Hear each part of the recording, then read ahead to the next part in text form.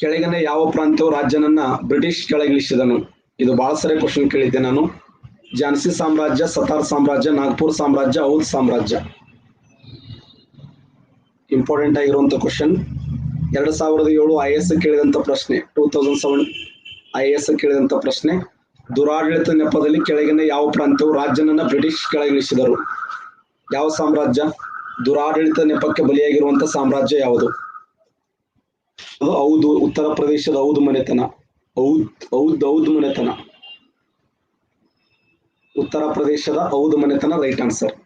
ಉತ್ತರ ಪ್ರದೇಶದ ಔಧ್ ಮನೆತನ. ದುರಾಡಳಿತ ನೆಪದಲ್ಲಿ ಕೆಳಗಿನ ಯಾವ ರಾಜ್ಯ ಮನೆತನ ಬ್ರಿಟಿಷರ್ ಕೆಳಗಿಳಿಸಿದ್ರು ಅಂದ್ರ ಉತ್ತರ ಪ್ರದೇಶದ ಔಧ್ ಮನೆತನ ರೈಟ್ ಆನ್ಸರ್. ಹಕ್ಕಿಲ್ಲ. ನಾಗ್ಪುರ್ ಮನೆತನ ದತ್ತು ಮಕ್ಕಳಿಗೆ ಹಕ್ಕಿಲ್ಲ. ಝಾನ್ಸಿ ಮನೆತನ, ಝಾನ್ಸಿವೆಲ್ಲ ಅವು ಏನು ದತ್ತು ಮಕ್ಕಳಿಗೆ ಹಕ್ಕಿಲ್ಲ ಎಂಬ ಪದ್ಧತಿಗೆ ಒಳಗಾಗಿರುವಂತ ಸಾಮ್ರಾಜ್ಯಗಳೆಲ್ಲ ಇವು. ಯಾವುವು? ಝಾನ್ಸಿ ಮನೆತನ ಆಗಿರಬಹುದು, ನಾಗ್ಪುರ್ ಮನೆತನ ಆಗಿರಬಹುದು, ಸತಾರ್ ಮನೆತನ ಆಗಿರಬಹುದು.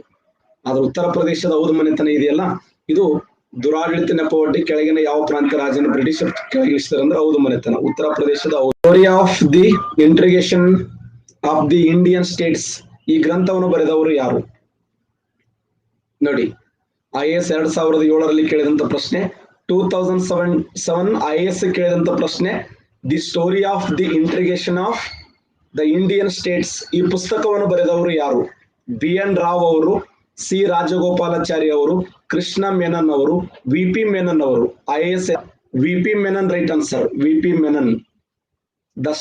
The story of the integration of Indian state ಎಂಬ ಪುಸ್ತಕವನ್ನು ಬರೆದವರು ಯಾರು ಅಂತಂದ್ರೆ ಅದು VP ಮೆನನ್. ನೆಕ್ಸ್ಟ್ IAS 2007 ಕೇಳಿದ ಪ್ರಶ್ನೆ. ವಿನೋಬಾ ಭಾವೆಯವರು ಭೂದಾನ ಚಳವಳಿಯ ಆರಂಭಕ್ಕೆ ಸಂಬಂಧಿಸಿದ ಸ್ಥಳ ಯಾವುದು? ವಿನೋಬಾ ಭಾವೆಯವರು ಭೂದಾನ ಚಳವಳಿಯ ಆರಂಭಕ್ಕೆ ಸಂಬಂಧಿಸಿದ ಸ್ಥಳ ಯಾವುದು? ಉದಯಪುರ, ರಾಯಪುರ, ಪೋಚಂಬಳ್ಳಿ, ವೆಂಕಟಗಿರಿ.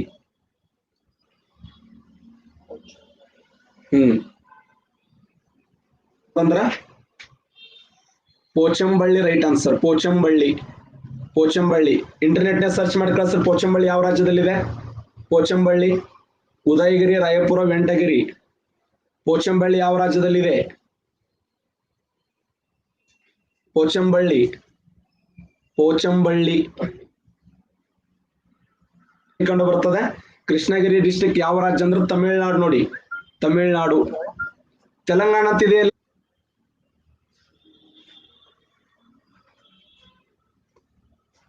ತೆಲಂಗಾಣ ರೈಟ್ ಆನ್ಸರ್ ನೋಡಿ. ತೆಲಂಗಾಣ. Next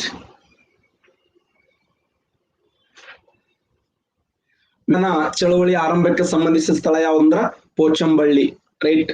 next question.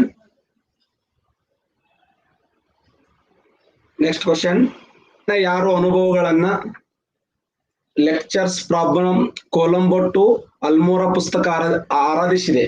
ಈ ಕೆಳಗಿನ ಯಾರ ಅನುಭವಗಳನ್ನ lecturers problem Colombo to Almora ಪುಸ್ತಕ ಆಧರಿಸಿದೆ? ವೀರ ಸಾವರ್ಕರ್ ಅವರು, ಆನಿ ಬೆಸೆಂಟ್ ಅವರು, ರಾಮಕೃಷ್ಣ ಪರಮಹಂಸರು, ಸ್ವಾಮಿ ವಿವೇಕಾನಂದರು. ಸ್ವಾಮಿ ಸಿಡಿಲುಮರಿ ಸನ್ಯಾಸಿ ಸ್ವಾಮಿ ವಿವೇಕಾನಂದರು. ನೋಡಿ, ನಾವು ಉದ್ಬೋಧನಾ, ಪ್ರಬುದ್ಧ ಭಾರತ ಇವುಗಳನ್ನ ನೋಡಿವಿ. ಅವ್ರ ಪತ್ರಿಕೆಗಳು, ಗ್ರಂಥಗಳು ಉದ್ಬೋಧನಾ, ಪ್ರಬುದ್ಧ ಭಾರತ. ಅದರ ಜೊತೆಯಲ್ಲಿ ಇವರ ಅನುಭವಗಳನ್ನ IAS question. Lecturer from Colombo to Almora ಪುಸ್ತಕವನ್ನು ರಚನೆ ಮಾಡಿದವರು ಯಾರಂದ್ರ ಸಿಡಿಲುಮರಿ ಸನ್ಯಾಸಿ ಸ್ವಾಮಿ ವಿವೇಕಾನಂದರು. ಸ್ವಾಮಿ ವಿವೇಕಾನಂದರ ಅದ್ಭುತವಾಗಿರುವಂತ ಅನುಭವಗಳನ್ನು ಒಳಗೊಂಡಂತ ಪುಸ್ತಕ lecturers from Colombo to Almora. ಈ ಪುಸ್ತಕ ಯಾರ ಅನುಭವಗಳನ್ನು ಒಳಗೊಂಡಿದೆ ಅಂತಂದ್ರೆ ಸ್ವಾಮಿ ವಿವೇಕಾನಂದರ ಅನುಭವಗಳನ್ನು ಒಳಗೊಂಡಿದೆ. ಸ್ವಾಮಿ ಬಂಕಿಂಚಂದ್ರ ಚಟರ್ಜಿ ಅವರು ತಮ್ಮ ಕಾದಂಬರಿಯಾಗಿರುವಂತ ಆನಂದ ಮಠದಲ್ಲಿ ಕೆಳಗಿನ ಯಾವುದನ್ನ ಪ್ರಚಾರ ಪಡಿಸಿದರು? ಬಿಲ್ ದಂಗೆಯ ಬಗ್ಗೆ, ರಂಗಪುರ ಮತ್ತು ದಿನಾಪುರದ ದಂಗೆ, ವಿಷ್ಣುಪುರ ಮತ್ತು ಬೀರಭೂಮ್ ದಂಗೆ, ಸನ್ಯಾಸಿ ದಂಗೆ. ನೋಡಿ ಕ್ವಶನ್ ಹಂಗಿದೆ. ನಾವು ಬಂಕಿಂಚಂದ್ರ ಚಟರ್ಜಿ ಆನಂದ ಮಠ ಪುಸ್ತಕ ಬರೆದ್ರು. ಒಂದೇ ಮಾತಮ್ಮ ಎಂಬ ಗೀತೆ ಇದೆ. ಬಂಕಿಂಚಂದ್ರ ಚಟರ್ಜಿ ಅವರ ಪುಸ್ತಕವನ್ನು ಇಂಗ್ಲಿಷ್ ಭಾಷೆಗೆ ಭಾಷಾಂತರ ಮಾಡಿದವರು ಯಾರು? ಅರವಿಂದ್ ಘೋಷರು ಅಂತ ನಾವು ಓದಿವಿ. ಕ್ವಶನ್ ಹೆಂಗಿದೆ ನೋಡಿ. ಆ ಪುಸ್ತಕದಲ್ಲಿ ಏನಿದೆ ಅಂತ ಕೇಳ. ಅದ IAS DC ಅಪ್ಪ ಇದು. ಸನ್ಯಾಸಿ ದಂಗೆ ರೈಟ್ ಆನ್ಸರ್ ನೋಡಿ. ಸನ್ಯಾಸಿ ದಂಗೆ ಸರಿಯಾದ ಉತ್ತರ ಯಾವಂದ್ರೆ ಸನ್ಯಾಸಿ ದಂಗೆ. 1613ರಲ್ಲಿ ಇಂಗ್ಲಿಷ್ ಈಸ್ಟ್ ಇಂಡಿಯಾ ಕಂಪನಿಗೆ ಎಲ್ಲಾ ಕೈಗಾರಿಕಾ ವಾಣಿಜ್ಯ ಕೇಂದ್ರವನ್ನ ಸ್ಥಾಪಿಸಲು ಅನುಮತಿ ನೀಡಲಾಯಿತು. ಎಲ್ಲಿ? ಸೂರತ್ದಲ್ಲಿ, ಮದ್ರಾಸ್ದಲ್ಲಿ, ಮಚಿಲಿಪಟ್ಟಣದಲ್ಲಿ, ಬೆಂಗಳೂರಲ್ಲಿ. ಯಾವ ಸ್ಥಳದಲ್ಲಿ? 1613ರಲ್ಲಿ ಇಂಗ್ಲಿಷ್ ಈಸ್ಟ್ ಇಂಡಿಯಾ ಕಂಪನಿಯನ್ನ ಯಾರು? ಸರ್ ಥಾಮಸ್ ರೋ ಹೋಗಿ ಜಹಾಂಗೀರ್ ಪರ್ಮಿಷನ್ ಕೇಳ್ತಾನೆ. ಸರ್ ಥಾಮಸ್ ರೋ ಹೋಗಿ ಜಹಾಂಗೀರ್ ಪರ್ಮಿಷನ್ ಕೇಳಿದಂತ ಸಮಯದಲ್ಲಿ ಆತ ಎಲ್ಲಿ ಈ ಅವಕಾಶವನ್ನು ಕೊಟ್ಟ? ಬೆಂಗಳೂರಲ್ಲಿ, ಮದ್ರಾಸ್ದಲ್ಲಿ, ಮಚಿಲಿಪಟ್ಟಣದಲ್ಲಿ, ಸೂರತ್ದಲ್ಲಿ. ಯಾವ ಸ್ಥಳದಲ್ಲಿ ಅವಕಾಶವನ್ನು ಕೊಟ್ಟನು? ಇಲ್ಲಿ ಇಂಗ್ಲಿಷ್ ಈಸ್ಟ್ ಇಂಡಿಯಾ ಕಂಪನಿಯನ್ನ ಸ್ಥಾಪನೆ ಮಾಡುವಂತ ಉದ್ದೇಶಕ್ಕಾಗಿ 1613ರಲ್ಲಿ ಇಂಗ್ಲಿಷ್ ಈಸ್ಟ್ ಇಂಡಿಯಾ ಕಂಪನಿಯನ್ನು ಸ್ಥಾಪನೆ ಮಾಡುವಂತ ಉದ್ದೇಶಕ್ಕಾಗಿ ಯಾವ ಸ್ಥಳದಲ್ಲಿ ಅವಕಾಶವನ್ನು ಕೊಡಲಾಯಿತು ಅಂದ್ರ ರೈಟ್ ಆನ್ಸರ್ ಬೆಂಗಳೂರು, ಮದ್ರಾಸ, ಮಚಿಲಿಪಟ್ಟಣ, ಸೂರತ್. ತಪತಿ ನದಿಯ ದಂಡೆಯ ಮೇಲಿರುವಂತ ಸೂರತ್ ಎಂಬ ಸ್ಥಳದಲ್ಲಿ. ಭಾರತ ದೇಶದಲ್ಲಿ ಬ್ರಿಟಿಷರು ಮೊಟ್ಟ ಮೊದಲ ಬಾರಿಗೆ ತಮ್ಮ ವಸಾಹತು ಮಳಿಗೆಯನ್ನು ಎಲ್ಲಿ ಸ್ಥಾಪನೆ ಮಾಡಿದ್ರು ಅಂದ್ರೆ ಸೂರತ್ನಲ್ಲಿ ಸ್ಥಾಪನೆ ಮಾಡಿದ್ರು. ಅದೇ ತರ ಸೂರತ್ನಲ್ಲಿ ಸ್ಥಾಪನೆ ಮಾಡಿದಂತೆ ಫ್ರೆಂಚರು ತಮ್ಮ ಪ್ರಥಮ ವಸಾಹತು ಮಳಿಗೆಯನ್ನು ಯಾವ ಸ್ಥಳದಲ್ಲಿ ಸ್ಥಾಪನೆ ಮಾಡಿದ್ರು ಅಂದ್ರೆ ಅವರು ಸೇಮ್ ಸೂರತ್ದಲ್ಲಿ. ಯಾಕಂದ್ರೆ ಪರಸ್ಪರ ವೈರಿಗಳು, ದ್ವೇಷ, ವೈರಿ ಅವ್ ಏನ್ ಮಾಡ್ತಂದ್ರು ಮನಸ್ಸಿನಲ್ಲಿ ಸಾಕಷ್ಟು ಹೊಡೆದಾಡಿದ್ರು. ಮೊದಲ ಈ 3 ಆಂಗ್ಲೋ ಫ್ರೆಂಚ್ ಕದನಗಳು ನಡೆದು 1746ರಿಂದ 48 ಪ್ರಥಮ ಕರ್ನಾಟಕ ಯುದ್ಧ, 1749ರಿಂದ 54 ಎರಡನೇ ಕರ್ನಾಟಕ ಯುದ್ಧ, 59ರಿಂದ 63ರವರೆಗೆ 58ರಿಂದ 63ರವರೆಗೆ ಮೂರನೇ ಕರ್ನಾಟಕ ಯುದ್ಧ. ಅದಕ್ಕೆ ಆ ದ್ವೇಷಗಳು ಏನು ಮಾಡಿದ್ವು ಅಂದ್ರೆ ಇಡೀ ಈ ರಾಷ್ಟ್ರದಲ್ಲಿ ಫ್ರೆಂಚರ ಅವನತಿ ಕಾರಣವಾಯಿತು ಅಂತ. ಆ ತರ ಭಾರತ ದೇಶದಲ್ಲಿ ಫ್ರೆಂಚರು ತಮ್ಮ ವಸಾಹತು ಮಳಿಗೆಯನ್ನು ಎಲ್ಲಿ ಸ್ಥಾಪನೆ ಮಾಡಿದಾರಂದ್ರೆ ಸೂರತ್. ಅದೇ ತರ ಬ್ರಿಟಿಷರು ತಮ್ಮ ವಸಾಹತು ಮಳಿಗೆಯನ್ನು ಎಲ್ಲಿ ಸ್ಥಾಪನೆ ಮಾಡಿದಾರಂದ್ರ ಸೂರತ್. 1613ರಲ್ಲಿ ಇಂಗ್ಲಿಷ್ ಈಸ್ಟ್ ಇಂಡಿಯಾ ಕಂಪನಿಯು ಎಲ್ಲಿ ತಮ್ಮ ಪ್ರಥಮ ವಸಾಹತು ಮಳಿಗೆಯನ್ನು ಸ್ಥಾಪನೆ ಮಾಡಿತ್ತಂದ್ರೆ ತಪತಿ ನದಿಯ ದಂಡೆಯ ಮೇಲೆ ಸೂರತ್ ಅನ್ನು ವಜ್ರದ ನಗರ ಅಂತ ಕರೀತಾರೆ. ಪ್ರಪಂಚದಲ್ಲಿ 70% ವಜ್ರವನ್ನ ಕಟ್ ಮಾಡುವಂತ ಸ್ಥಳ ಯಾವಂದ್ರೆ ಸೂರತ್. ಆ ಸೂರತ್ ಅನ್ನು ಏನಂತ ಕರಿತೀವಿ ಅಂದ್ರೆ ವಜ್ರದ ನಗರ ಅಂತ ಕರೀತಾರೆ. ವೆರಿ ಇಂಪಾರ್ಟೆಂಟ್ ಕ್ವಶನ್ ಆಗಿದೆ ನೋಡಿ. ಯಾರ ಮಧ್ಯಸ್ಥಿಕೆಯಲ್ಲಿ ಅಂದ್ರೆ 100 ಜನಗಳ ಮಧ್ಯಸ್ಥಿಕೆಯಲ್ಲಿ. 100 ಜನಗಳ ಮಧ್ಯಸ್ಥಿಕೆಯಲ್ಲಿ ಸರ್ ಥಾಮಸ್ ರೋ ಯಾರಿಗೆ ಅವಕಾಶ ಕೊಟ್ಟರು? ಸರಿ, ಜಹಾಂಗೀರ್ ಯಾರಿಗೆ ಅವಕಾಶ ಕೊಟ್ಟ ಅಂದ್ರೆ ಸರ್ ಥಾಮಸ್ ರೋನಿಗೆ. ನೀವು ಕೇಳ್ತಿದ್ರಿ ಸರ್ ಮತ್ತೆ ಕ್ವಶನ್ ಆಗೇನ್ ನೋಡಿ. ಕ್ವಶನ್ ಅದು ಭಾರತಕ್ಕೆ ಯುರೋಪಿಯನರ ಆಗಮನದ ಮೇಲೆ ಕ್ವಶನ್ ಕೇಳಿದ್ದಾನೆ. ಆ ಉದ್ದೇಶಕ್ಕಾಗಿ ಸರಿಯಾದ ಉತ್ತರ ಯಾವ್ದಂದ್ರ ಸೂರತ್ ರೈಟ್ ಆನ್ಸರ್. ಸೂರತ್ ವಜ್ರದ ನಗರ ಆಗಿರುವಂತ ಸೂರತ್. 1857ರ ಮಹಾದಂಗೆಯು ನೋಡಿ ಕ್ವಶನ್ ಹೆಂಗಿದೆ. 1857ರ ಮಹಾದಂಗೆಯು ಸಂಬಂಧಿಸಿದಂತೆ ಕೆಳಗಿನ ಯಾರು ಮಿತ್ರನಿಂದ ದ್ರೋಹಕ್ಕೊಳಗಾಗಿ ಬ್ರಿಟಿಷರ ಸೆರೆಗೆ ಸಿಕ್ಕಿ ಸಾವಿಗೆ ನೂಕಲ್ಪಟ್ಟರು? ನಾನಾ ಸಾಹೇಬ, ಕುನ್ವರ್ ಸಿಂಗ, ಖಾನ್ ಬಹದ್ದೂರ್ ಖಾನ್, ತಾತ್ಯಾ ಟೋಪೆ. ನೋಡಿ ಯಾವ ತರ ಪ್ರಶ್ನೆಗಳನ್ನು ಕೇಳಿದ್ದಾನೆ. Very important question. ಬ್ರಿಟಿಷರಿಂದ ಸತ್ತವರು ಬಹಳ ಕಡಿಮೆ, ನಮ್ಮವರಿಂದ ನಾವು ಸತ್ತದ್ದು ಬಹಳ ಮಂದಿ. ನಮ್ಮವರಿಂದಾನೆ. ಸಂಗೊಳ್ಳಿ ರಾಯಣ್ಣ ಸೋತಿದ್ದು ನಮ್ಮವರಿಂದಾನೆ. ಸುರಪುರದ ರಾಜ ವೆಂಕಟಪ್ಪ ನಾಯಕ ಸತ್ತಿದ್ದು ವಾಗಣಿಗೇರಿ ಭೀಮರಾವ್ನಿಂದ. ನಮ್ಮವರಿಂದ ನಾವು ಸೋತೇವೆ ಹೊರತು ಬೇರೆಯವರಿಂದ ಅಲ್ಲ ಅಂತ.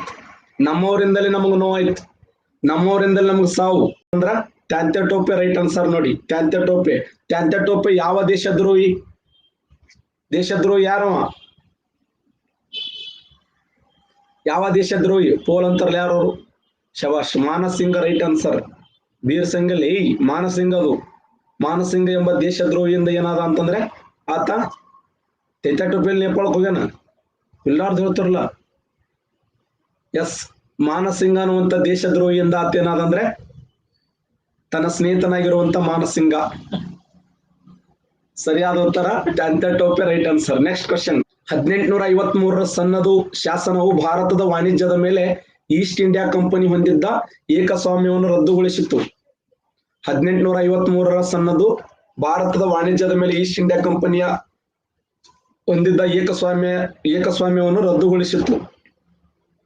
ನೆಕ್ಸ್ಟ್ 1858ರ ಭಾರತ ಸರ್ಕಾರದ ಕಾಯ್ದೆಯಡಿಯಲ್ಲಿ ಬ್ರಿಟಿಷ್ ಸಂಸತ್ತು ಈಸ್ಟ್ ಇಂಡಿಯಾ ಕಂಪನಿಯನ್ನು ಸಂಪೂರ್ಣವಾಗಿ ರದ್ದು ಮಾಡಿ ಭಾರತದ ಆಳ್ವಿಕೆ ಜವಾಬ್ದಾರಿಯನ್ನು ತಾನೇ ವಹಿಸಿಕೊಂಡಿತ್ತು.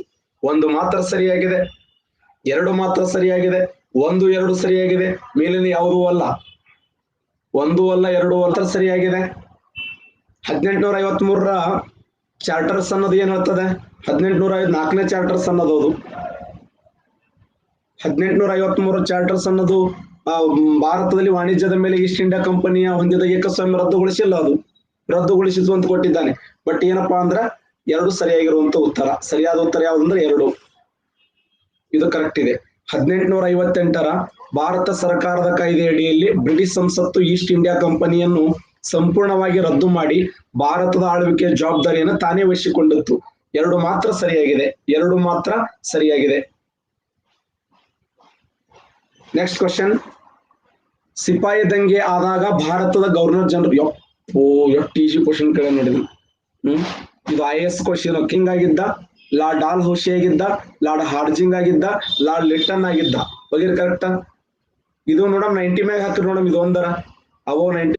ಸರಿಯಾದ ಉತ್ತರ ಲಾರ್ಡ್ ಕ್ಯಾನಿಂಗ್. ರೈಟ್ ಆನ್ಸರ್ ನೋಡಿ, lord canning right answer. Lord canning, lord canning ಸರಿಯಾದ ಉತ್ತರ. ಸಿಪಾಯಿ ದಂಗೆ ಆದಾಗ ಭಾರತ ದೇಶದಲ್ಲಿ ಭಾರತದ ಗವರ್ನರ್ ಜನರಲ್ ಯಾರಾಗಿದ್ದರು ಅಂದ್ರ lord canning. Right answer, lord canning. Next question. ಎಷ್ಟು ಚಂದ ಕ್ವಶನ್ ಕೇಳಿ ನೋಡಿದನು. ಬೆಂಕಿ ಪ್ರಶ್ನೆ ಇದು ಸಹ. ವರ್ನಾಕ್ಯುಲರ್ ಪ್ರೆಸ್ ಕಾಯ್ದೆಯನ್ನು ರದ್ದುಪಡಿಸಿದವರು ಯಾರು? Lord Dufferin, Lord Ripon, Lord Curzon, Lord Hardinge. Vernacular act ದೇಶೀಯ ಪತ್ರಿಕಾ ಕಾಯ್ದೆ ಅಂತ ಕರೀತಾರೆ. ದೇಶೀಯ ಪತ್ರಿಕಾ ಕಾಯ್ದೆ ಅಂದ್ರು ಒಂದೇ, ವರ್ನಾಕ್ಯುಲರ್ ಆಕ್ಟ್ ಅಂದ್ರು ಒಂದೇ. ಈ ವರ್ನಾಕ್ಯುಲರ್ ಆಕ್ಟ್ ಪ್ರೆಸ್ ಕಾಯ್ದೆಯನ್ನ ರದ್ದುಗೊಳಿಸಿದವರು ಯಾರು? Lord Dufferin, Lord Ripon, Lord Curzon, Lord Hardinge. ಹಾಕ್ರಿ ಮೇಡಮ್, ಕರೆಕ್ಟ್ ಹಾಕ್ರಿ. ಎಸ್, 68% ಕರೆಕ್ಟ್ ಆನ್ಸರ್ ಮಾಡಿದ್ದೀರಿ.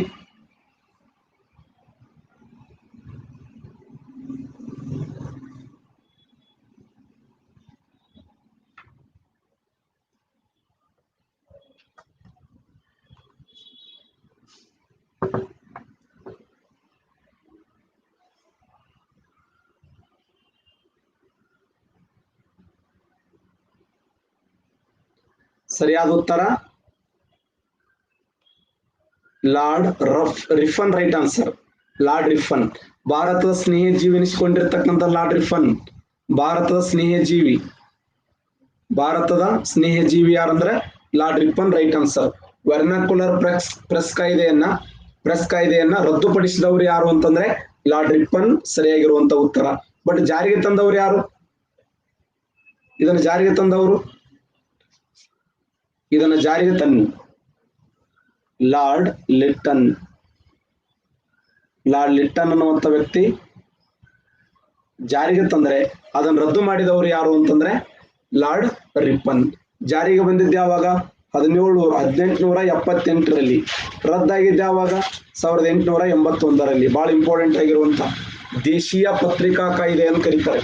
ವರ್ನಾಕ್ಯುಲರ್ ಪ್ರೆಸ್ ಕಾಯ್ದೆ ರದ್ದುಪಡಿಸಿದವರು ಯಾರು ಅಂತಂದ್ರೆ ದೇಶೀಯ ಪತ್ರಿಕಾ ಕಾಯ್ದೆ ರದ್ದುಪಡಿಸಿದವರು ಯಾರಂದ್ರ ಲಾರ್ಡ್ ರಿಪ್ಪನ್. ಜಾರಿಗೆ ತಂದವರು ಯಾರಂದ್ರ Lord Lytton. Lord Lytton right answer. ನಾವು ಕಳೆದ ಕ್ಲಾಸ್ನಲ್ಲಿ 1857ರ ದಂಗೆಯನ್ನ ಬಹಳ ಹೆಮ್ಮೆಯಿಂದ ಅಧ್ಯಯನ ಮಾಡ್ತಾ ಇದ್ದೆವು. ಭಾರತ ದೇಶದಲ್ಲಿ 1857ರ ಪ್ರಥಮ ಸ್ವಾತಂತ್ರ್ಯ ಸಂಗ್ರಾಮ ಮರೆಯಲಾರದಂತ ಒಂದು ಹೆಮ್ಮೆಯ ಹೋರಾಟ ಅಂತ ಕರಿತೀವಿ. ಒಂದು ದೊಡ್ಡ ಅದ್ಭುತ ಪ್ರಮಾಣದ ಹೋರಾಟ 1857ರ ದಂಗೆ. ಈ 1857ರ ದಂಗೆ ನಿನ್ನೆ ನಾವು ಹೇಳಿಕೆಗಳನ್ನ ಅಧ್ಯಯನ ಮಾಡಿದ್ದೆವು. ಅದರ ಮುಂದುವರೆದ ಭಾಗ 1857ರ ದಂಗೆಗೆ ಕಾರಣಗಳು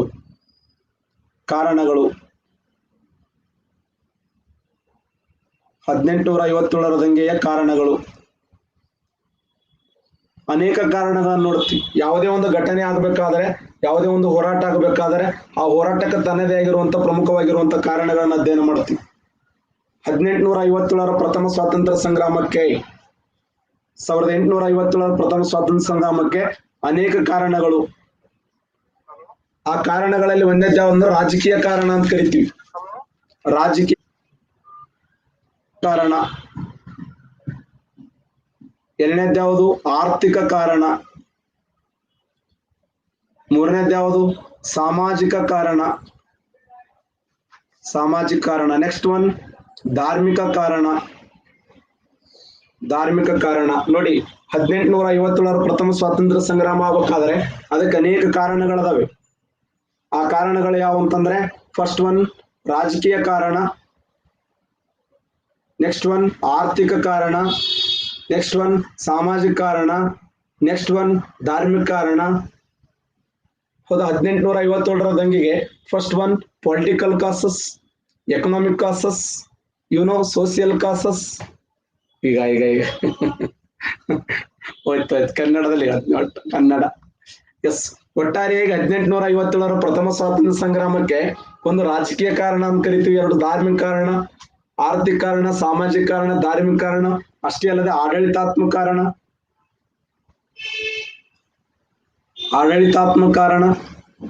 ಸೈನಿಕ ಕಾರಣ, ತತ್ಕ್ಷಣದ ಇಮಿಡಿಯೇಟ್ಲಿ ಕಾಸಸ್ ಅಂತ ಕರೀತೀವಿ. ತತ್ಕ್ಷಣದ ಕಾರಣ 1857 ಪ್ರಥಮ ಸ್ವಾತಂತ್ರ್ಯ ಸಂಗ್ರಾಮ ಜರುಗಬೇಕಾದ್ರೆ, ಈ ಹೋರಾಟ ನಡಿಬೇಕಾದ್ರೆ ಅನೇಕ ಕಾರಣಗಳು, ಆ ಅನೇಕ ಕಾರಣಗಳಲ್ಲಿ ಒಂದು ರಾಜಕೀಯ ಕಾರಣ ಅಂತ ಅಧ್ಯಯನ ಮಾಡ್ತೀವಿ ಸ್ನೇಹಿತರೆ. ಎರಡು ಆರ್ಥಿಕ ಕಾರಣ, ಸಾಮಾಜಿಕ ಕಾರಣ, ಧಾರ್ಮಿಕ ಕಾರಣ, ಆಡಳಿತಾತ್ಮಕ ಕಾರಣ, ಸೈನಿಕ ಕಾರಣ, ತತ್ಕ್ಷಣದ ಕಾರಣ, ಇಮಿಡಿಯೇಟ್ಲಿ ಕಾಸಸ್. ಹಾಗಾದ್ರೆ 1857 ದಂಗೆಗೆ ಅತ್ಯಂತ ಪ್ರಮುಖವಾಗಿರುವಂತ ಕಾರಣ ಅಂದ್ರೆ ರಾಜಕೀಯ ಕಾರಣ. ಏನು ರಾಜಕೀಯ ಕಾರಣ? ರಾಜಕೀಯ ಕಾರಣ ನೋಡಿದಾಗ ರಾಜಕೀಯವಾಗಿ ಜನರಿಗೆ ಮನಸ್ಸಿಗೆ ನೋವು ಅನಿಸುತ್ತೆ. ರಾಜಕೀಯ ಕಾರಣವನ್ನು ನೋಡಿದಾಗ ಜನರಿಗೆ ಮನಸ್ಸಿಗೆ ನೋವು, ರಾಜ್ಯರಿಗೆ ಮನಸ್ಸಿಗೆ ನೋವು ಅನಿಸುತ್ತೆ. ಯಾಕಂದ್ರೆ ಬ್ರಿಟಿಷರು ಜಾರಿಗೆ ತಂದಂತ ಪದ್ಧತಿಗಳು, ಎಷ್ಟು ಪದ್ಧತಿಗಳು ಅಂದ್ರೆ 4 ಪದ್ಧತಿಗಳಿಂದ ಭಾರತೀಯರು ನೋವು ಅನಿಸ್ತು. ರಾಜಕೀಯವಾಗಿ 4 ಪಾಯಿಂಟ್ ಬರಲೇಬೇಕು ನೀವು. 4 ಪಾಯಿಂಟ್ ಯಾವುವು? 1 ಸಹಾಯಕ ಸೈನ್ಯ ಪದ್ಧತಿ, ನಂಬರ್ 1. ನಂಬರ್ 2 ದತ್ತು ಮಕ್ಕಳಿಗೆ ಹಕ್ಕಿಲ್ಲ.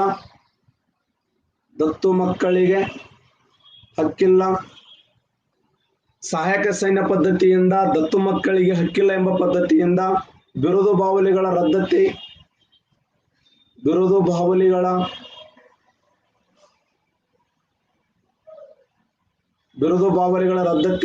ಪಿಂಚಣಿ ಹಣವನ್ನು ರದ್ದು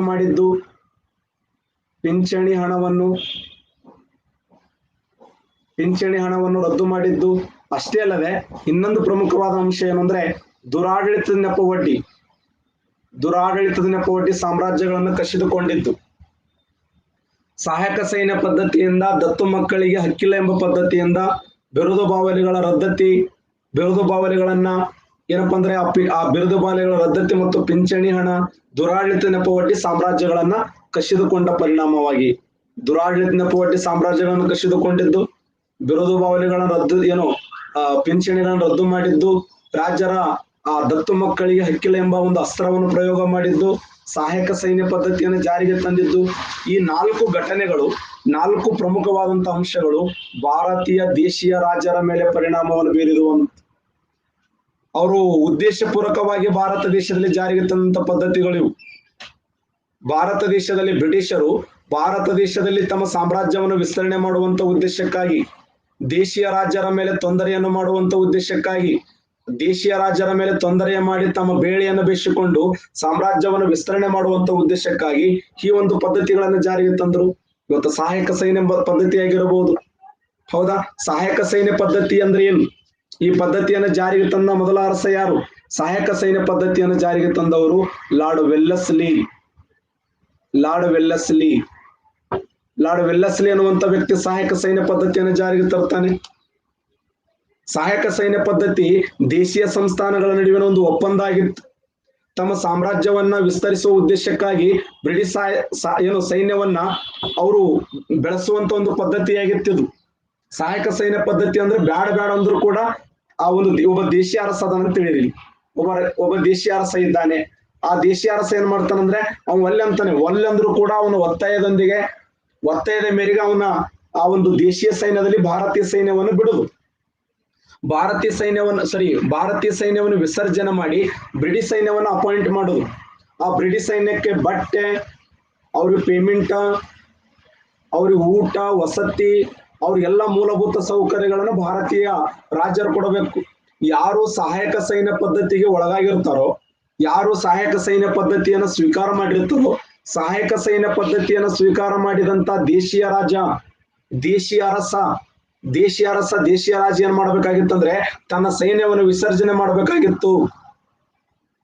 ಬ್ರಿಟಿಷ್ ಸೈನ್ಯದ ಒಬ್ಬ ವ್ಯಕ್ತಿಯನ್ನ ತನ್ನ ಕಡೆ ಅಪಾಯಿಂಟ್ ಮಾಡ್ಕೋಬೇಕು. ಅವನನ್ನು ಬ್ರಿಟಿಷ್ ರೆಸಿಡೆನ್ಸಿ ಅಂತ ಕರೀತಿದ್ರು.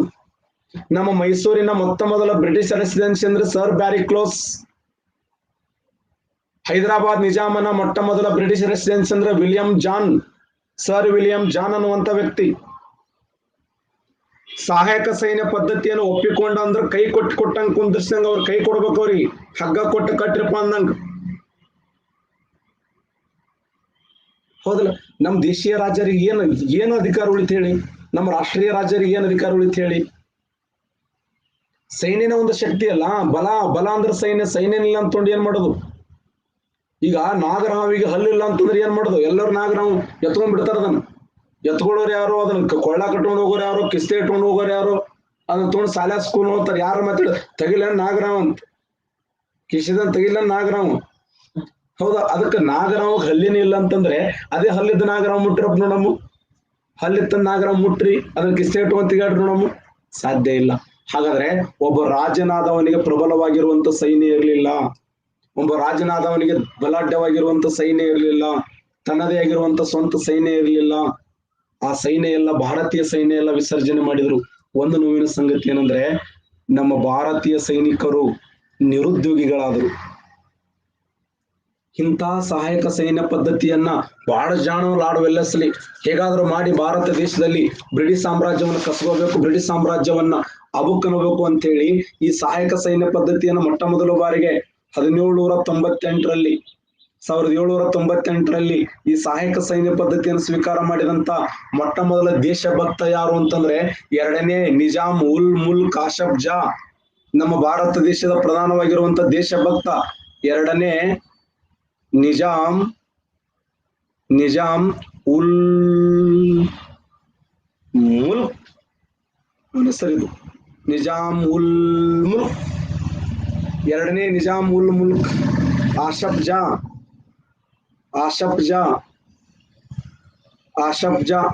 ಭಾರತ ದೇಶದಲ್ಲಿ ಸಹಾಯಕ ಸೈನ್ಯ ಪದ್ಧತಿಯನ್ನ ಸ್ವೀಕಾರ ಮಾಡಿದಂತ ಮೊಟ್ಟ ಮೊದಲ ದೇಶೀಯ ಮನೆತನ ಯಾವ್ದಂದ್ರ, ಸಹಾಯಕ ಸೈನ್ಯ ಪದ್ಧತಿಯನ್ನು ಸ್ವೀಕಾರ ಮಾಡಿದಂತ ಮೊಟ್ಟ ಮೊದಲ ದೇಶೀಯ ಮನೆತನ ಯಾವುದು? ಲಾರ್ಡ್ ವೆಲ್ಲೆಸ್ಲಿ ಜಾರಿಗೆ ತಂದಂತ ಸಹಾಯಕ ಸೈನ್ಯ ಪದ್ಧತಿಯನ್ನ ಸ್ವೀಕಾರ ಮಾಡಿದಂತ ಮೊದಲ ಹೆಮ್ಮೆಯ ಮನೆತನ ಯಾವ್ದಂದ್ರ ಹೈದರಾಬಾದ್ ಸಂಸ್ಥಾನ. ಈ ದೇಶ ಕಂಡ ಅತ್ಯಂತ ಹುಚ್ಚುಪ್ಯಾಲಿ ಅಂತ ನಮ್ಮ ಕಡೆ ನಾವು ಹುಚ್ಚುಪ್ಯಾಲಿ ಅಂತೀವಿ. ನಾವು ಹುಚ್ಚುಪ್ಯಾಲಿ ಹುಚ್ಚುಗೊಟ್ಟಿ. ನಮ್ಮ ದೇಶದ ಮೊಟ್ಟ ಮೊದಲ ಹುಚ್ಚುಗೊಟ್ಟಿ ಯಾರಂದ್ರೆ ಹೈದರಾಬಾದ್ ನಿಜಾಮ.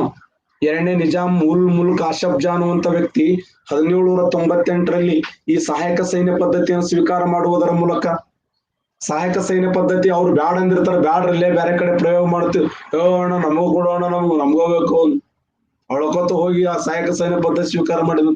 ಬ್ರಿಟಿಷರು ಯಾವುದೇ ಜಾರಿ ಇರ್ತಾರಲಿ ಅಳ್ಕೊತ ಹೋಗಿ ನಿಂತ ಬಿಡ ಮುಂದೆ, ಏನ್ ಬೇಕಾದ ಜಾರಿ ನಾವ್ ಕೊಟ್ಟ ಬಿಡ್ರ ನಾವು, ಬ್ಯಾಡ ಅಂದೆ ನಮ್ ಬೇಕ್ರ ನಾವು. ಹಾಗಾದ್ರೆ ಸಹಾಯಕ ಸೈನ್ಯ ಪದ್ಧತಿಯನ್ನು ಸ್ವೀಕಾರ ಮಾಡಿದ ಎರಡನೇ ಮನೆತನ ಇದು. ಒಂದನೇ ಮನೆತನ ಸಹಾಯಕ ಸೈನ್ಯ ಪದ್ಧತಿಯನ್ನು ಸ್ವೀಕಾರ ಮಾಡಿದ ಮೊದಲ ಮನೆತನ ಅಂದ್ರೆ ಹೈದರಾಬಾದ್ ನಿಜಾಮ. ಎರಡನೇ ನಿಜಾಮ್ ಉಲ್ ಮುಲ್ಕ್ ಆಸಫ್ ಜಾ. ಎರಡನೇ ಮನೆತನ ಅಂದ್ರೆ ನಮ್ಮ ಮೈಸೂರಿನ ಒಡೆಯರು. ಯಾಕೆ? ಟಿಪ್ಪು ಸುಲ್ತಾನ್ ಇದನ್ನು ವಿರೋಧ ಮಾಡ್ತಾನೆ. ಸಹಾಯಕ ಸೈನ್ಯ ಪದ್ಧತಿಯನ್ನು ವಿರೋಧ ಮಾಡಿನೇ ಟಿಪ್ಪು ಸುಲ್ತಾನ್ 1799 ಮೇ 4ರಂದು ಸತ್ತು ಹೋಗ್ತಾನೆ ಸ್ನೇಹಿತರೆ. ನೋಡಿ ಇವನಿಗೆ ಎಷ್ಟು ವ್ಯತ್ಯಾಸ ನೋಡಿ. ಆ ನಿಜಾಮ್ ಉಲ್ ಮುಲ್ಕನಿಗೆ ಮತ್ತು ಟಿಪ್ಪು ಸುಲ್ತಾನಿಗಿರುವಂತಹ ಅಜಗಜಾಂತರ ವ್ಯತ್ಯಾಸ. 1799 ಮೇ 4ರಂದು ಟಿಪ್ಪು ಸುಲ್ತಾನ್ ಮರಣಪ್ಪಿದ್ದೆ ಸಹಾಯಕ ಸೈನ್ಯ ಪದ್ಧತಿಯನ್ನು ವಿರೋಧ ಮಾಡಿ. ಆ ಒಂದು ಸಮಯದಲ್ಲಿ ಸಹಾಯಕ ಸೈನ್ಯ ಪದ್ಧತಿಯನ್ನು ಸ್ವೀಕಾರ ಮಾಡಿದವರು ಯಾರಂದ್ರೆ ಮೈಸೂರಿನ ಒಡೆಯರು. ಮೈಸೂರಿನ 3ನೇ ಕೃಷ್ಣರಾಜ ಒಡೆಯ ಅಥವಾ ಮುಮ್ಮಡಿ ಕೃಷ್ಣರಾಜ ಒಡೆಯ ಅಂತ ಕರಿತೀವಿ. 5 ವರ್ಷದ ಬಾಲಕನಾಗಿರುವಂತ ಮುಮ್ಮಡಿ ಕೃಷ್ಣರಾಜ ಒಡೆಯ ಸಹಾಯಕ ಸೈನ್ಯ ಪದ್ಧತಿಯನ್ನು ಸ್ವೀಕಾರ ಮಾಡಿದಂತ ಎರಡನೇ ವ್ಯಕ್ತಿ. ಸಹಾಯಕ ಸೈನ್ಯ ಪದ್ಧತಿ ಸ್ವೀಕಾರ ಮಾಡಿದ ಮೊದಲ ವ್ಯಕ್ತಿ ಯಾರಂದ್ರೆ ಹೈದರಾಬಾದ್ ನಿಜಾಮದ ಎರಡನೇ ನಿಜಾಮ್ ಹೈದರಾಬಾದ್ ಯಾರು ಉಲ್ ಮುಲ್ಕ್ ಆಸಫ್ ಜಾ. 1799 ಮೇ 4ರಂದು ಮೈಸೂರಿನ ಮುಮ್ಮಡಿ ಕೃಷ್ಣರಾಜ ಒಡೆಯ. ಇನ್ನು ಮೂರನೇ ಮನೆತನ ಯಾವುದಂದ್ರೆ 1799ರಲ್ಲಿ ತಂಜಾವೂರಿನ ಅರಸರು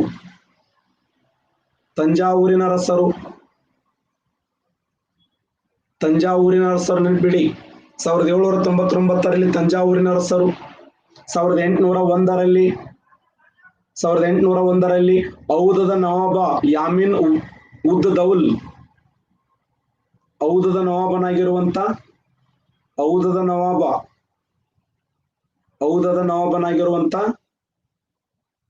ನವಾಬ ಯಾಮಿನ್ ಉದ್ ದೌಲ್,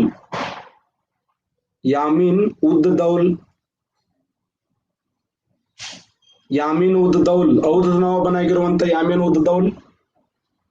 ನೆಕ್ಸ್ಟ್ ಯಾವಂದ್ರೆ 1803ರಲ್ಲಿ ಮತ್ತೊಂದು ಮನೆತನ. 1803ರಲ್ಲಿ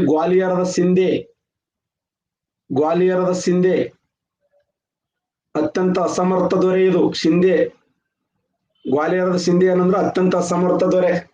ಸಮರ್ಥ ದೊರೆಯಲ್ಲಿ ಅಸಮರ್ಥವಾಗಿರುವಂತ ದೊರೆ, ಹೌದಾ? 1803ರಲ್ಲಿ ಗ್ವಾಲಿಯರದ ಶಿಂದೆ, 1801ರಲ್ಲಿ ಔಧದ ನವಾಬ ಯಾಮಿನ್ ಉದ್ ದೌಲ್, 1799ರಲ್ಲಿ ತಂಜಾವೂರಿನ ಅರಸರು, 1799ರಲ್ಲಿ ಮೈಸೂರಿನ ಮುಮ್ಮಡಿ ಕೃಷ್ಣರಾಜ ಒಡೆಯ, 1798ರಲ್ಲಿ ಎರಡನೇ ನಿಜಾಂ ಉಲ್ ಮುಲ್ಕ್ ಆಸಫ್ ಜಾ, 1818ರಲ್ಲಿ ಇನ್ನೊಬ್ಬ ಅರಸ ಯಾರು ಅಂತಂದ್ರೆ ಮೂರನೇ ಆಂಗ್ಲೋ ಮರಾಠ ಯುದ್ಧದಲ್ಲಿ ಸೋಲನ್ನು ಒಪ್ಪಿಕೊಂಡಿರತಕ್ಕಂತ ಎರಡನೇ ಬಾಜಿರಾಯ. ಇವರೆಲ್ಲ ಏನಪ್ಪಾ ಅಂತಂದ್ರೆ ಸಹಾಯಕ ಸೈನ್ಯ ಪದ್ಧತಿಗೆ ಸಹಿ ಮಾಡಿರ್ತಕ್ಕಂಥ ಅರಸರು. ಯಾರಂದ್ರೆ ಇವರೆಲ್ಲ ಬರ್ತಾರೆ. ಯಾರ್ಯಾರು?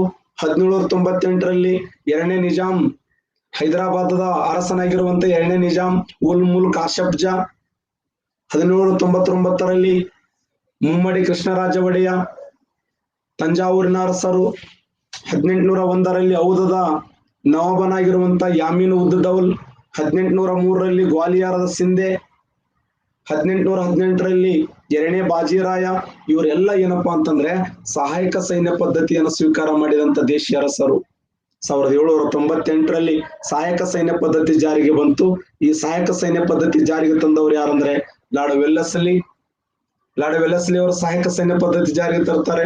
ಯಾರು ಸಹಾಯಕ ಸೈನ್ಯ ಪದ್ಧತಿಯನ್ನು ಒಪ್ಪಿಕೊಳ್ತಾರೋ, ಯಾರು ಸಹಾಯಕ ಸೈನ್ಯ ಪದ್ಧತಿಯನ್ನ ಸ್ವೀಕಾರ ಮಾಡ್ತಾರೋ ಅವರು ತಮ್ಮ ಸೈನ್ಯವನ್ನು ವಿಸರ್ಜನೆ ಮಾಡಬೇಕು, ಪೇಮೆಂಟ್ ಅನ್ನು ಕೊಡಬೇಕು, ಊಟ ಕೊಡಬೇಕು, ವಸತಿ ಕೊಡಬೇಕು, ಬಟ್ಟೆ ಕೊಡಬೇಕು. ಅವ್ರು ಹೇಳದೆ ಇವ್ರ ಯುದ್ಧ ರಾಜರು ನೋಡಿ ಇಷ್ಟೆಲ್ಲ ಆದ್ಮೇಲೆ ರಾಜರು ಅವ್ರು ಕೇಳದೆ ಯುದ್ಧ ಮಾಡಂಗಿಲ್ಲ ಇದಂತ ಹಣೆ ಬರ ನೋಡಿ. ಆ ಉದ್ದೇಶಕ್ಕಾಗಿ ಭಾರತ ದೇಶದಲ್ಲಿ ಸಹಾಯಕ ಸೈನ್ಯ ಪದ್ಧತಿಯ ಮೂಲಕ ಬ್ರಿಟಿಷರು ನಮ್ಮ ಭಾರತ ದೇಶದಲ್ಲಿ ತಮ್ಮ ಸಾಮ್ರಾಜ್ಯವನ್ನು ಕಬಳಿಸಿಕೊಳ್ಳುವಂತ ಹುನ್ನಾರವನ್ನು ಸಾಧಿಸ್ತಾರೆ ಸ್ನೇಹಿತರೆ. ಇನ್ನು ದತ್ತು ಮಕ್ಕಳಿಗೆ ಹಕ್ಕಿಲ್ಲ ಎಂಬ ನೀತಿ ಸಾಮ್ರಾಜ್ಯದ ವಿಸ್ತರಣೆಯಲ್ಲಿ ಅತ್ಯಂತ ಇನ್ನೊಂದು ಮುಖ್ಯ ನೀತಿ ಅಂದ್ರೆ ದತ್ತು ಮಕ್ಕಳಿಗೆ ಹಕ್ಕಿಲ್ಲ. ದತ್ತು ಮಕ್ಕಳಿಗೆ ಹೆಸರು ಹೇಳ್ತ ನೋಡಿ, ದತ್ತು ಮಕ್ಕಳಿಗೆ ಹಕ್ಕಿಲ್ಲ, ದತ್ತು ಮಕ್ಕಳಿಗೆ ಹಕ್ಕಿಲ್ಲ. ಹೆಸರು ಹೆಂಗ ನೋಡಿ, ದತ್ತು ಮಕ್ಕಳಿಗೆ ಹಕ್ಕಿಲ್ಲ. ಏನ್ ಹಕ್ಕಿಲ್ಲ? ಹಕ್ಕಿಲ್ಲ. ದತ್ತು ಮಕ್ಕಳಿಗೆ ಹಕ್ಕಿಲ್ಲ. ಯಾವ ವರ್ಷ? 1848ರಲ್ಲಿ. 1848ರಲ್ಲಿ ಈ ಪದ್ಧತಿಯನ್ನು ಜಾರಿಗೆ ತಂದವರು ಯಾರು? ಲಾರ್ಡ್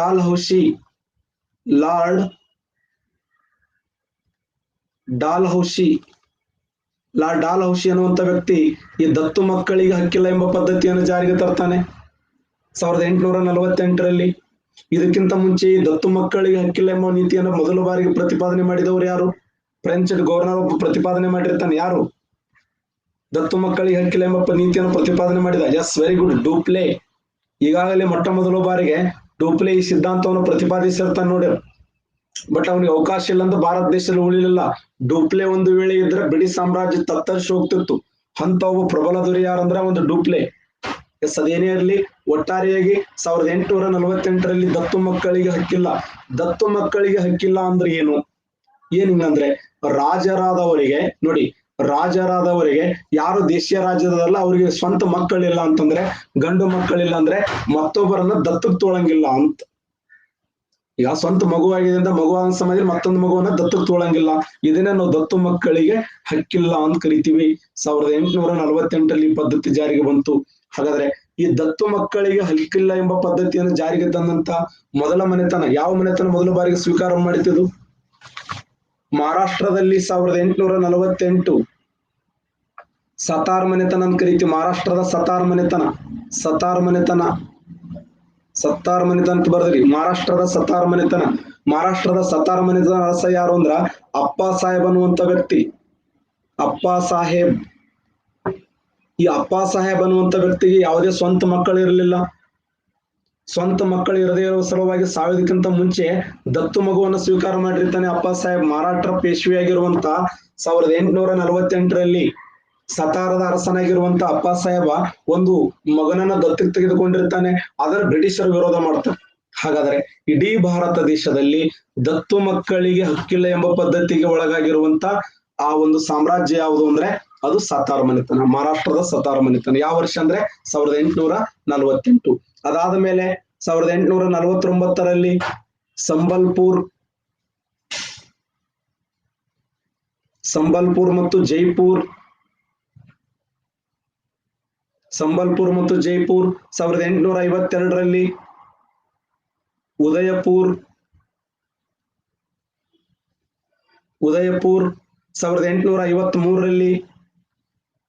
1853ರಲ್ಲಿ ಝಾನ್ಸಿಯ ದೊರೆ ಯಾರು? ಗಂಗಾಧರರಾವ್. ಝಾನ್ಸಿಯ ದೊರೆಯಾಗಿರುವಂತ ಗಂಗಾಧರರಾವ್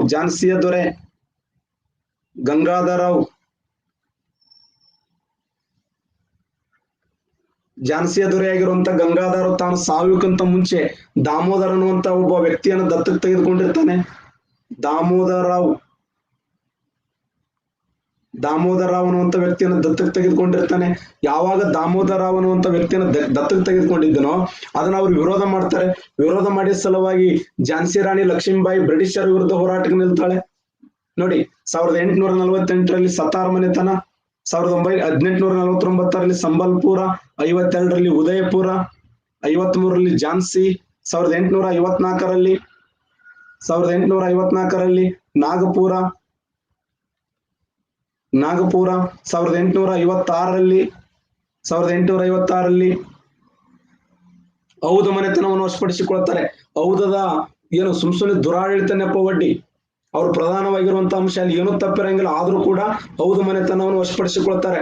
1856ರಲ್ಲಿ ಆ ಔಧದ ಅರಸ ಯಾರಿದ್ರು ಅಂತಂದ್ರೆ, ಔಧದ ಅರಸ ಆ ಸಮಯದಲ್ಲಿ ಔಧನ ನವಾಬನಾಗಿರುವಂತ ವಜೀದ್ ಅಲಿ ಶಹಾ.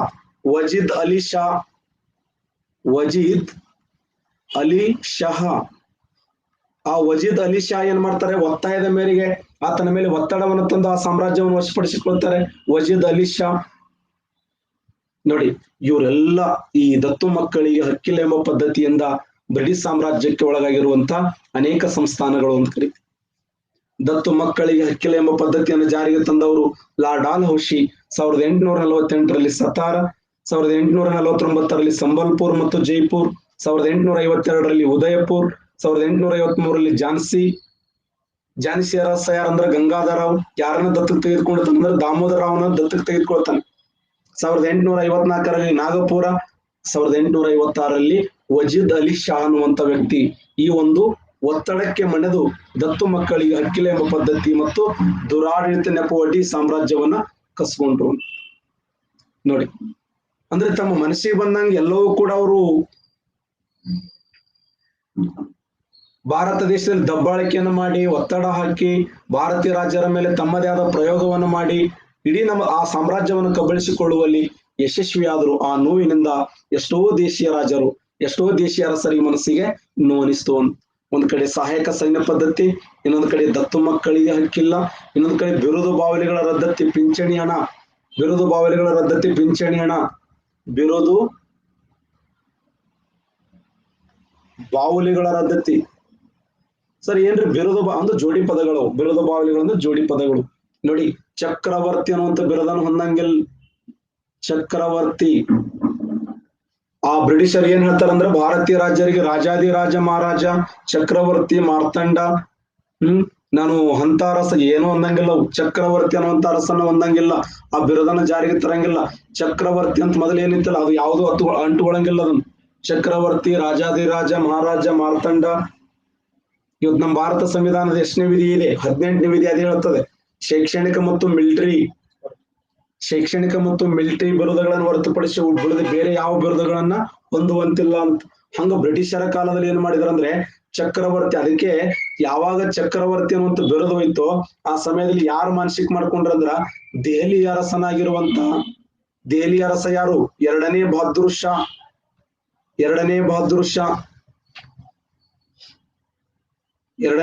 ಶಾ ದೆಹಲಿ ಅರಸನಾಗಿರುವಂತ ಎರಡನೇ ಬಹದ್ದೂರ್ ಶಾ ಏನ್ ಮಾಡ್ತಾನಂದ್ರೆ ಚಕ್ರವರ್ತಿ ಅನ್ನುವಂತ ಬಿರುದು ಯಾವಾಗ ಕ್ಯಾನ್ಸಲ್ ಐತಲ್ಲ, ಚಕ್ರವರ್ತಿ ಅನ್ನುವಂತ ಬಿರುದು ಯಾವಾಗ ಸಂಪೂರ್ಣವಾಗಿ ಅಂತ್ಯ ಐತಲ್ಲ, ಆ ಸಮಯದಲ್ಲಿ ದೆಹಲಿಯ ಚಕ್ರವರ್ತಿಯಾಗಿರುವಂತ ಎರಡನೇ ಶಾ ಆಲಮನಿಗೆ ಮಾನಸಿಕ ಆಗ್ತದೆ. ಅಷ್ಟೇ ಅಲ್ಲದೆ ಈ ಕಾನ್ಪುರದ ನಾನಾ ಸಾಹೇಬನಿಗೆ ಕೊಡ್ಬೇಕಾಗಿರುವಂತ ಪಿಂಚಣಿ ಹಣ, ಎಷ್ಟು ಲಕ್ಷ ಪಿಂಚಣಿ ಹಣ ಕೊಡ್ಬೇಕಂತಂದ್ರೆ 8 ಲಕ್ಷ ನಿವೃತ್ತಿ ವೇತನ ಅಂತ ಕರೀತಾರೆ. ಆ ನಿವೃತ್ತಿ ವೇತನ ಕೊಳ್ಳೇ ಇಲ್ಲ ಅವ್ರು. ಪಿಂಚಣಿ ಹಣ ಎಷ್ಟು ಲಕ್ಷ ಕೊಡ್ಬೇಕಂತಾರೆ 8 ಲಕ್ಷ ರೂಪಾಯಿ ಕೊಡ್ಬೇಕಿತ್ತು. ಕಾನ್ಪುರದ ನಾನಾ ಸಾಹೇಬನಿಗೆ ಕೊಡ್ಬೇಕಾಗಿರುವಂತ 8 ಲಕ್ಷ ಪಿಂಚಣಿ ಹಣ ಕೊಳ್ಳೇ ಇಲ್ಲ ಅವರು. ಹೋಗುದು ಮನೆ ಮುಂದೆ ನಿಂದಿರೋದು, ಕೊಡ್ತೇವಲ್ಲ ಮರ ರೊಕ್ಕ ಅಂತ ಹೇಳೋದು, ಎಲ್ಲ ಕೊಡಂಗಿಲ್ಲ ಹೋಗಪ್ಪ ಅಂತ. ಯಾವಾಗ ನಾನಾ ಸಾಹೇಬನಿಗೆ 8 ಲಕ್ಷ ರೂಪಾಯಿ ಪಿಂಚಣಿ ಹಣ ಕೊಡಬೇಕಿತ್ತಲ್ಲ, ಕೊಡದೇ ಇರೋ ಸಲುವಾಗಿ ನಾನಾ ಸಾಹೇಬ್ ಬ್ರಿಟಿಷ್ ಸರ್ಕಾರದ ವಿರುದ್ಧ ದಂಗೆ ಹೇಳ್ತಾನೆ. ದೆಹಲಿಯ ಚಕ್ರವರ್ತಿಯಾಗಿರುವಂತ ಎರಡನೇ ಬಹದ್ದೂರ್ ಶಾ ಚಕ್ರವರ್ತಿ ಅನ್ನುವಂತ ಬಿರುದನ್ನು ರದ್ದು ಮಾಡಿದ ಸಲುವಾಗಿ ಬ್ರಿಟಿಷರ ವಿರುದ್ಧ ದಂಗೆ ಎದ್ದ. ಕಾನ್ಪುರದ ನಾನಾ ಸಾಹೇಬ್ನ ಕೊಡಬೇಕಾಗಿರುವಂತ ಪಿಂಚಣಿ ಹಣ 8 ಲಕ್ಷ ರೂಪಾಯಿ ಕೊಡ್ಲಿಲ್ಲ ಅಂತೇಳಿ ಬ್ರಿಟಿಷರ ವಿರುದ್ಧ ದಂಗೆ ಎದ್ದ. ಅವ ಹೋಗೋದು ದಿನ ಕೇಳೋದು, ಕೊಡ್ತಿರ್ಲೋ ಮರ, ಸುಮ್ನೆ ಜೀವ ತಿಲಕ್ ಹೋಗ್ಬೇಡ್ರಿ, ನಮ್ಗೆ ಖರ್ಚು ರೊಕ್ಕಿಲ್ಲ, ಚಾ ನಾಷ್ಟ ಬಜ್ಜಿ ಚೋಡಾ ಪಾಡ ತಿನ್ಬೇಕ ಬೇಡ. ಅವನ ಕಡೆ ಪಾಪ ರೊಕ್ಕ ಇರಲಿಲ್ಲ. ಅವ ದಿನ ರೊಕ್ಕ ಕೇಳ, ನಮ್ಗೆ ಚಾ ಬೀಡಿ ರೊಕ್ಕ ಇಲ್ಲ ಕೊಡ್ತಿಲ್ಲಿ ಅಂತೇಳಿ. ಚಾ ಪಾಣಿ ಬೇಕಲ್ಲ, ಚಾ ಪಾಣಿ ಬೀಡಿ ರೊಕ್ಕ ಇಲ್ಲ ಅಂತ ಹೇಳೋದು, ಹೋಗೋದು ಕೇಳೋ ರೊಕ್ಕ ಕೊಡಕ್ ರೆಡಿ ಇಲ್ಲ. ಅವನಿಗೆ ಕೊಡ್ಬೇಕಾಗಿರುವಂತ ನಿವೃತ್ತಿ ಪೆನ್ಷನ್ ಪೇಮೆಂಟ್ ಕೊಡ್ಲಿಲ್ಲ. ಆ ಉದ್ದೇಶಕ್ಕಾಗಿ ಇನ್ನೊಂದ್ ಏನಂದ್ರೆ, ಅಂತಿಮವಾಗಿ ಎರಡನೇ ಬಹದ್ದೂರ್ ಶಾನ ತನ್ನ ರಾಣಿಯಾಗಿರುವಂತ ಜಿನ್ನತ್ ಮಹಲ್ ಜೊತೆಗೆ ಎಲ್ಲಿ ಹೋದ್ರು ಬರ್ಮಾಕ್ ಹೋಗ್ತಾರೆ ಅವ್ರು ಬಹಳ ಬೇಜಾರಾಗಿ. ಒಟ್ಟಾರೆಯಾಗಿ 1857ರ ದಂಗೆಯಲ್ಲಿ, ಅಷ್ಟೇ ಅಲ್ಲದೆ 1856ರಲ್ಲಿ ಬಿರುದು ಬಾವಲಿಗಳಂತ ಹೇಳಿದ್ನಲ್ಲ ಆಗಲೇ, ಆ ಬಿರುದು ಬಾವಲಿಗಳ ರದ್ದತಿಯನ್ನು ವಿರೋಧ ಮಾಡಿ ದುರಾಡಳಿತ ನೆಪವನ್ನು ಒಡ್ಡಿ ಔದ್ ಮನೆತನ ಅವರ ಸಾಮ್ರಾಜ್ಯಕ್ಕೆ ಒಳಗಾಗ್ತ. ಸ್ನೇಹಿತರೆ, ಔದ್ ಮನೆತನ ಆ ಸಾಮ್ರಾಜ್ಯ ವಶಪಡಿಸಿಕೊಡ್ತು. ನಮ್ಮ ಕರ್ನಾಟಕ ರಾಜ್ಯದಲ್ಲಿ ಮೈಸೂರಿನ ಒಡೆಯರು 1831ರಿಂದ 1881ರವರೆಗೆ ಇದೇ ಬೇಸದ ಮೇಲೆ ಮೈಸೂರು ಸಾಮ್ರಾಜ್ಯ ಕಸ್ಕೊಂಡಿದ್ರು. ಅವರು 7 ಜನ ಕಮಿಷನರ್ ನಮ್ಮ ರಾಜ್ಯವನ್ನು ಆಳಿದರು. 1831ರಿಂದ 1881ರವರೆಗೆ ಒಬ್ಬರಲ್ಲ ಇಬ್ಬರಲ್ಲ ಸರಿ ಸುಮಾರು 7 ಜನ ಕಮಿಷನರ್ಗಳು. 1831ರಿಂದ 1881ರವರೆಗೆ 7 ಜನ ಕಮಿಷನರ್ಗಳು ನಮ್ಮ ರಾಜ್ಯವನ್ನು ಆಳಿದರು. ಆ ಉದ್ದೇಶಕ್ಕಾಗಿ ಈ ಎಲ್ಲ ಘಟನೆಗಳು ಭಾರತೀಯ ಸ್ವತಂತ್ರ ಹೋರಾಟಗಾರರ ಮೇಲೆ ಗಾಢವಾದ ಪ್ರಭಾವ ಬೀರುತ್ತವೆ. ಆ ಗಾಢವಾದ ಪ್ರಭಾವ ಬೀರಿದ್ದರಿಂದ ಹೋರಾಟಕ್ಕೆ ಸನ್ನದ್ಧರಾದರು. ಒಂದ್ ಕಡೆ ಸಹಾಯಕ ಸೈನ್ಯ ಪದ್ಧತಿಯಿಂದ ದೇಶ ರಾಜ್ಯರಿಗೆ ಮನಸ್ಸಿಗೆ ನೋವಾಗಿತ್ತು. ದತ್ತು ಮಕ್ಕಳಿಗೆ ಹಕ್ಕಿಲ್ಲ ಎಂಬ ಪದ್ಧತಿಯಿಂದ ದೇಶ ರಾಜ್ಯರಿಗೆ ನೋವಾಗಿತ್ತು. ಬಿರುದು ಬಾವಲಿಗಳು ರದ್ದತಿ ಮಾಡಿದ ಸಲುವಾಗಿ ದೇಶ ರಾಜ್ಯರಿಗೆ ನೋವಾಗಿತ್ತು. ಒಂದ್ ಕಡೆ ಏನಪ್ಪಾ ಅಂದ್ರ ಆ ಸಾಮ್ರಾಜ್ಯವನ್ನ ಎಷ್ಟೋ ಜನ ಔಧದಲ್ಲಿ ಅದಕ್ಕೆ ಹೇಳ್ತಾರೆ ನೋಡಿ, 1857ರ ಪ್ರಥಮ ಸ್ವಾತಂತ್ರ್ಯ ಸಂಗ್ರಾಮದಲ್ಲಿ ಔದ್ ಪ್ರದೇಶ ಹೆಂಗಾಗಿತ್ತಂದ್ರೆ ಬೂದಿ ಮುಚ್ಚಿದ ಕೆಂಡವಾಗಿತ್ತು. 1857ರಲ್ಲಿ ಉತ್ತರ ಪ್ರದೇಶದ ಔದ್ ಮನೆತನ ಬೂದಿ ಮುಚ್ಚಿದ ಕೆಂಡವಾಗಿತ್ತು. ಎಷ್ಟೋ ಸೈನಿಕರು ಉದ್ಯೋಗವನ್ನು ಕಳ್ಕೊಂಡಿದ್ರು. ಎಷ್ಟೋ ರಾಜರಿಗೆ ಮನಸ್ಸಿಗೆ ನೋವಾಗಿತ್ತು. ರಾಜರೆಲ್ಲರೂ ಸಾಮ್ರಾಜ್ಯದಲ್ಲಿ ಬ್ರಿಟಿಷರ ವಿರುದ್ಧ ಹೋರಾಟಕ್ಕೆ ಸನ್ನದ್ಧರಾಗಿದ್ರು. ಹಾಗಾದ್ರೆ ಬ್ರಿಟಿಷರು ಕೇವಲ ಭಾರತೀಯ ಜನಸಾಮಾನ್ಯರಿಗೆ ಮಾತ್ರ ನೋವನ್ನು ಮಾಡಲಿಲ್ಲ, ರಾಜರಿಗೆ ನೋವು ಮಾಡಿದ್ರು. ಸಹಾಯಕ ಸೈನ್ಯ ಪದ್ಧತಿಯಿಂದ ದೇಶೀಯ ರಾಜರಿಗೆ ನೋವಾಯಿತು. ದತ್ತು ಮಕ್ಕಳಿಗೆ ಹಕ್ಕಿಲ್ಲ ಎಂಬ ಪದ್ಧತಿಯಿಂದ ದೇಶೀಯ ರಾಜರಿಗೆ ನೋವಾಯಿತು. ಪಿಂಚಣಿ ಹಣ ಕಟ್ಟು ಮಾಡಿದ್ದರಿಂದ ನಾನಾ ಸಾಹೇಬ್ ನೋವಾಯಿತು. ಚಕ್ರವರ್ತಿ ಅನ್ನುವಂತ ಬಿರುದನ್ನು ರದ್ದು ಮಾಡಿದ ಸಲುವಾಗಿ ಎರಡನೇ ಬಹದ್ದೂರ್ ಶಾನಿಗೆ ನೋವಾಯಿತು. IS 2006ರಲ್ಲಿ ಕೇಳಿದಂತ ಪ್ರಶ್ನೆ, ಭಾರತ ದೇಶದಲ್ಲಿ ದುರಾಡಳಿತ ನೆಪವೊಡ್ಡಿ ಭಾರತ ಸಂಸ್ಥಾನಕ್ಕೆ ಏನು ಭಾರತೀಯ ರಾಜ್ಯರು ಬ್ರಿಟಿಷ್ ರಾಜ್ಯರು ವಶಪಡಿಸಿಕೊಂಡಂತ ಭಾರತೀಯ ಸಂಸ್ಥಾನ ಯಾವುದಂದ್ರೆ ಉತ್ತರ ಪ್ರದೇಶದ ಔದ್ ಮನೆತನ. ಎಲ್ಲ ನೋವಿನಿಂದಾಗಿ ಬ್ರಿಟಿಷರ ವಿರುದ್ಧ ಹೋರಾಟಕ್ಕೆ ಸನ್ನದ್ಧರಾಗ್ತಾರೆ ಭಾರತೀಯರು. ಆ ಹೋರಾಟವೇನಪ್ಪಾ ಅಂದ್ರೆ 1857ರ ಪ್ರಥಮ ಸ್ವಾತಂತ್ರ್ಯ ಸಂಗ್ರಾಮ ಅಂತೀವಿ ಕರಿತೀವಿ.